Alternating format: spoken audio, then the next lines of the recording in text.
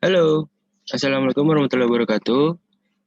Halo teman-teman, perkenalkan nama saya Ali Tadi Saputra.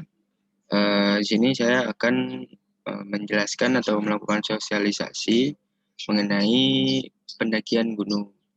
Eh, saya adalah mahasiswa dari program studi Pendidikan Sosiologi Antropologi, Fakultas Hiburan dan Ilmu Pendidikan Universitas 11 Maret, Surakarta. NIM saya K8419007.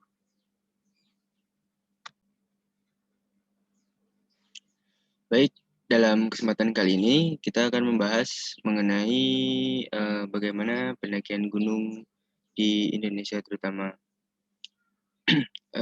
Sosialisasi ini berisi mengenai bagaimana bagaimana pendakian gunung secara penggambaran sederhana dari saya. Langsung saja masuk ke dalam materi. Pendakian gunung yaitu adalah melakukan perjalanan di alam terbuka. Dalam hal ini jelas pendakian gunung memerlukan persiapan yang baik dan matang karena di alam terbuka itu ada keadaan yang kita tidak tahu apa yang kita hadapi dan apa yang akan datang kepada kita, dan resiko-resiko di alam terbuka adalah sangat membahayakan jiwa kita.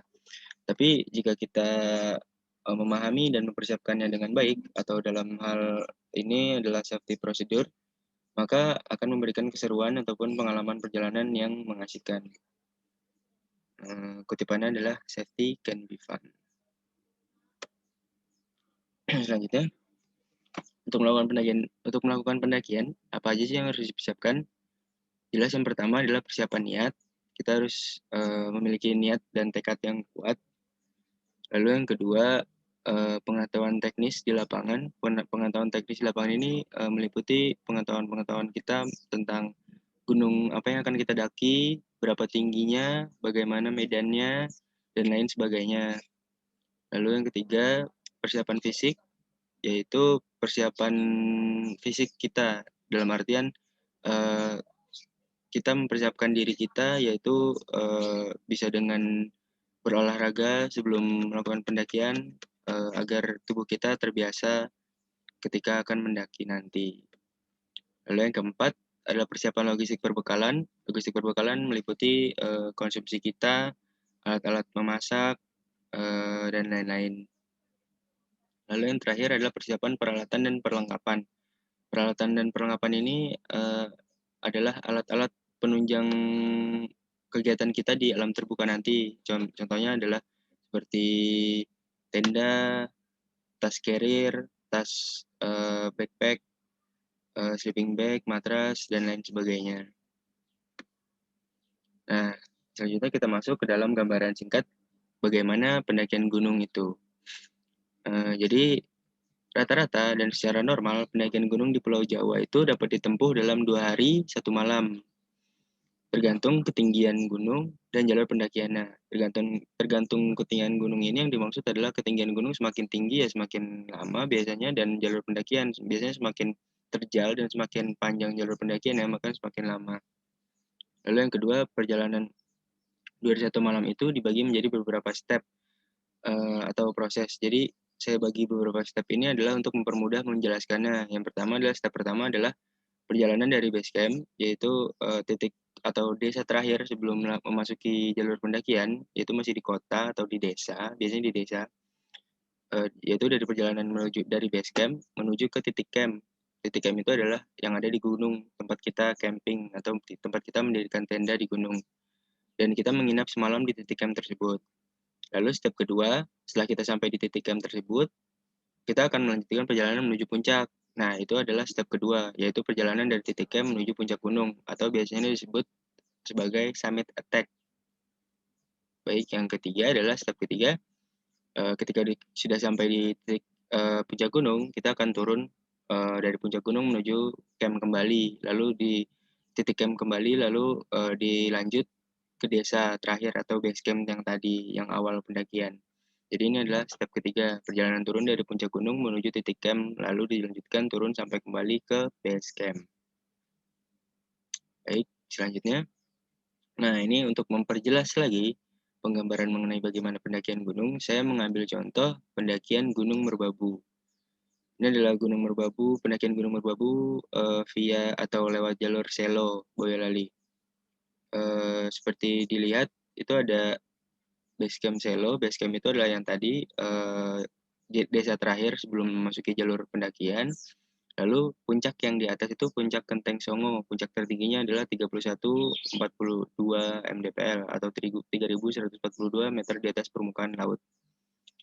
Nah, jadi untuk penggambaran singkatnya, step 1 tadi adalah dari base camp, yaitu dari titik Selo sampai ke biasanya titik camp di Gunung Merbabu via Selo ini ada di pos 3 sampai Sabana 1, yaitu antara pos 3 dan pos 4. Jadi step satunya itu atau proses satunya itu ada di base camp Selo sampai ke pos 3. Lalu dari pos 3 sampai ke puncak adalah step kedua, yaitu dari pos 3 sampai puncak Kenteng Songo. Lalu step ketiganya, step terakhir adalah dari puncak Kenteng Songo menuju ke base camp kembali, base camp Selo. Dan itu dihabiskan selama 2 hari 1 malam. Normalnya seperti itu. Nah, ini penjelasannya lagi. Step 1,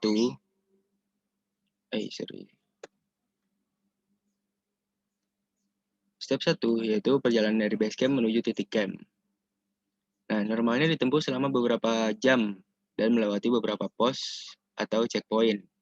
Normalnya berangkat pagi sampai di titik camp adalah sore. Jadi, seperti yang tadi saya jelaskan, dari base camp Selo sampai ke pos 3 itu menempuh perjalanan selama beberapa jam. Normalnya adalah 6 sampai 8 jam biasanya. Nah, bisa dilihat seperti penggambaran di PowerPoint ya. Selamat datang 0 km 1836 mdpl. Ini adalah titik di Selo, base camp awal, itu ada di 1836, sedangkan puncaknya adalah 3142. Jadi kita akan menaiki selisih tersebut, berjalan melewati selisih tersebut. Nah, bisa dilihat di tulisan bawahnya, puncak adalah 5,25 km atau dalam kurung 6 jam. Itu adalah estimasi menurut Akamsi atau anak kampung situ.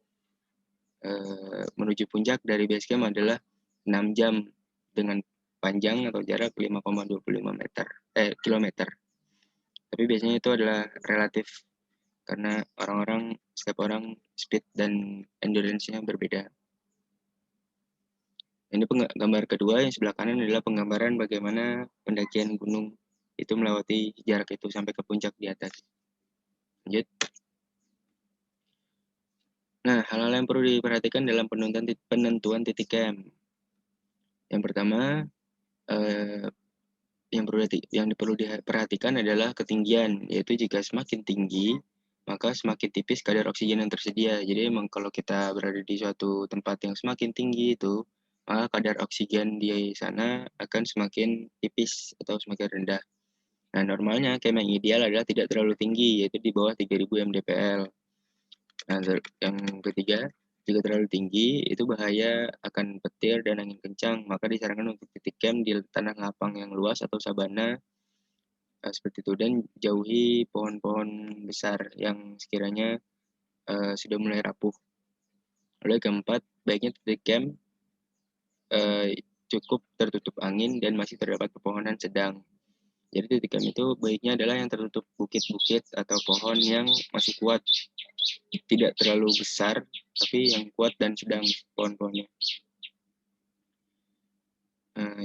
Lalu yang kelima, seperti yang sudah saya jelaskan tadi, hati-hati jika memilih camp di areal pepohonan besar, takutnya tumbang pohonnya. Karena harus diperhatikan keadaan si pohon, apakah sudah rapuh, apakah masih baik, seperti itu. Nah, ini adalah penggambaran bagaimana memilih titik camp yang baik.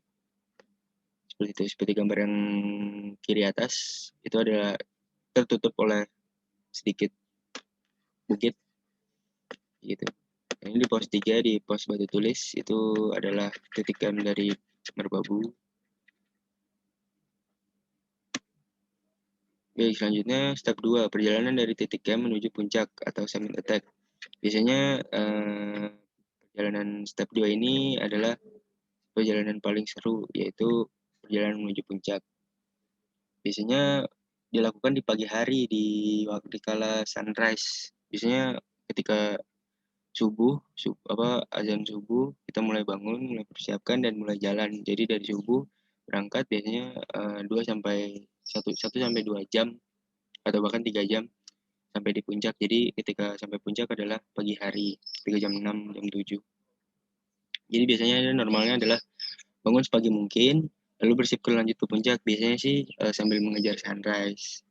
Nah, logistik dan peralatan camp lainnya ditinggal di dalam tenda. Jadi ketika kita summit attack, kita hanya membawa diri dan perlengkapan yang diperlukan menuju puncak seperlunya saja seperti ponco. Ponco itu jas hujan, logistik perbekalan secukupnya, makanan secukupnya, jaket dan P3K, medis dan lain-lain.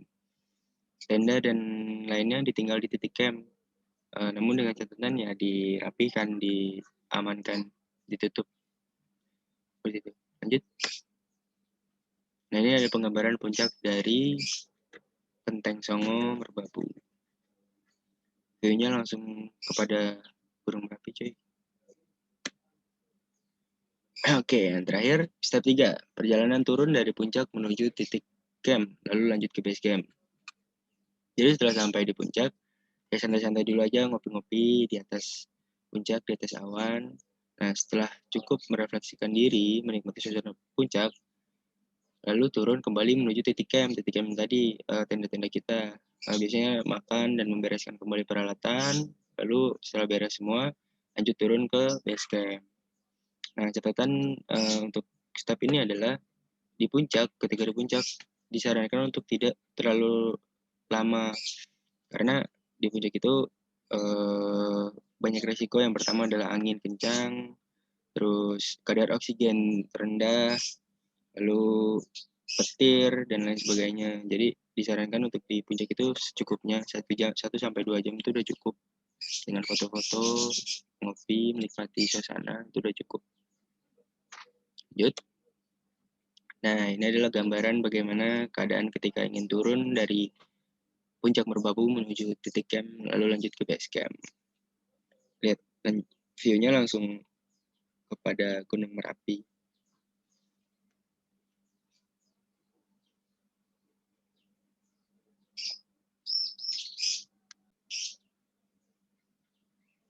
Baik, selanjutnya materi mengenai bahaya dari luar atau biasanya dari hewan ketika berada di gunung. Pasti teman-teman banyak yang bertanya-tanya dan penasaran, kalau di gunung itu kan pasti banyak hewan, terus bahaya dong, banyak ular, macan, apa segala macam. Mari kita simak materi ini. Oke, langsung aja. Nggak perlu khawatir bahaya serangan hewan liar di gunung, karena di zaman sekarang jalur pendakian itu sudah di-set sedemikian rupa atau sudah dibuat sedemikian rupa dengan mempertimbangkan habitat hewan liar dan buas. Jadi jalur yang dilewati oleh pendaki menuju ke puncak atau sebaliknya itu jauh dari habitat hewan liar atau buas, maka meminimalisir bahaya serangan hewan buas. Dan perlu diketahui juga bahwa pada dasarnya hewan di hutan atau hewan secara insting itu mereka males kalau kontak dengan manusia. Dia cenderung secara alamiah menghindari kontak dengan manusia. Bisa karena takut, bisa karena takut sih biasanya. Justru hewan takut pada manusia. Lalu yang keempat, hewan yang cukup mengganggu dan sering ditemui saat mendaki adalah monyet dan babi hutan.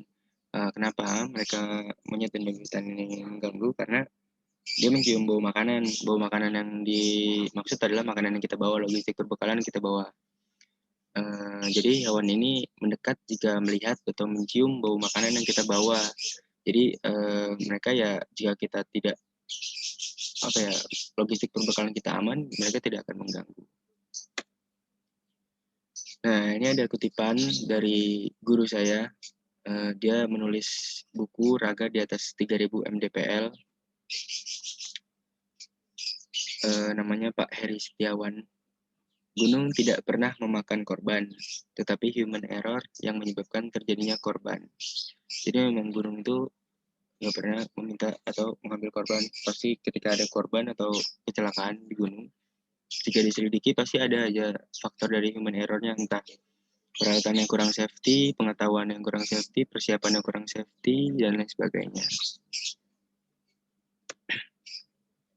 Baik, cukup sosialisasi atau sharing materi dari saya. Terima kasih atas kesempatannya. Terima kasih yang sudah menonton. Saya ucapkan terima kasih dan sampai jumpa.